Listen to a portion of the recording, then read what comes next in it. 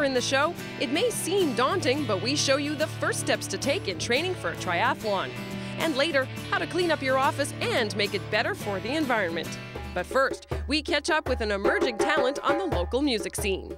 I'm a diamond in the rough, you don't know my worth, so I'm moving out, moving on out of your world.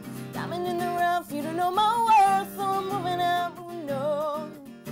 A year ago, singer-songwriter Chelsea Nisbett won an ECMA for Best Gospel Recording Artist of the Year. You don't know my worth, so I'm moving out, moving on. Since then, she's been keeping herself pretty busy, so we thought we would stop here at her home in Lower Sackville to find out what's up next for this up-and-comer. Hi. Hi. It's so nice to meet you because I've seen you on stage various times, and you're a lot of fun. You're a wonderful performer, but I've never gotten to meet you, so Thank you. Thank you for having us Nice to meet in. you too.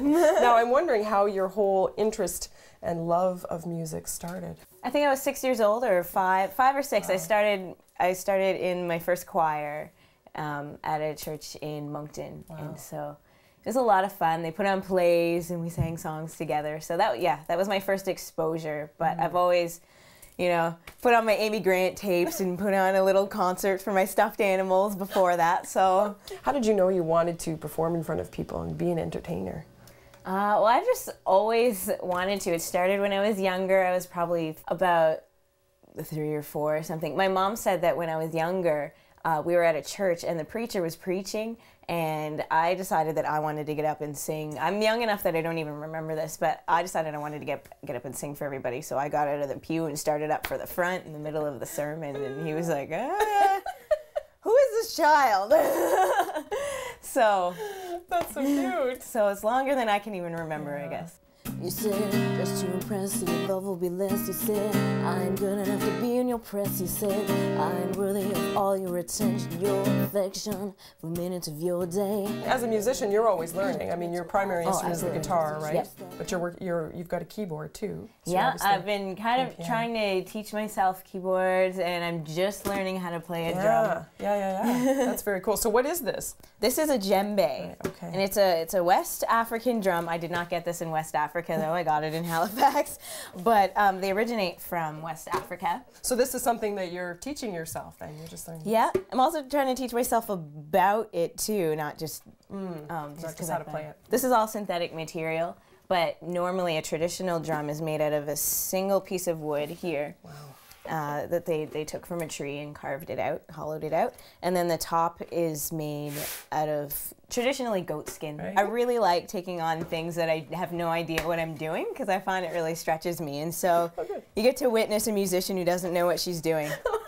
Although I think secretly most of us don't know what we're doing. Yeah, I suppose, Just don't tell anybody. On some level, we're all like that, yeah. There's 3 main types of sounds that you can make. The first one is the bass, and so your fingers are together and you hit the center of the drum. Did you want to try? I'll let you hold it here, but... The second type of hit is called the tone. And so you slide your hand back, and so the meaty part at the top of your palm would be hitting the edge of the drum up here. And your fingers are together, so the energy that you're hitting the drum with is more concentrated. Oh. So you pull your hand off right away. Right, it's a little higher.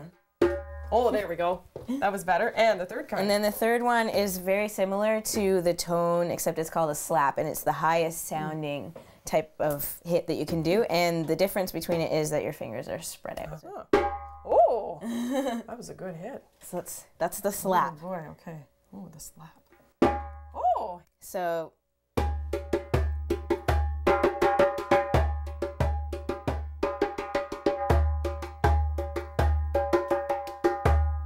That was awesome. That's great. Wow. Are you going to take the drum with you on stage, do you think?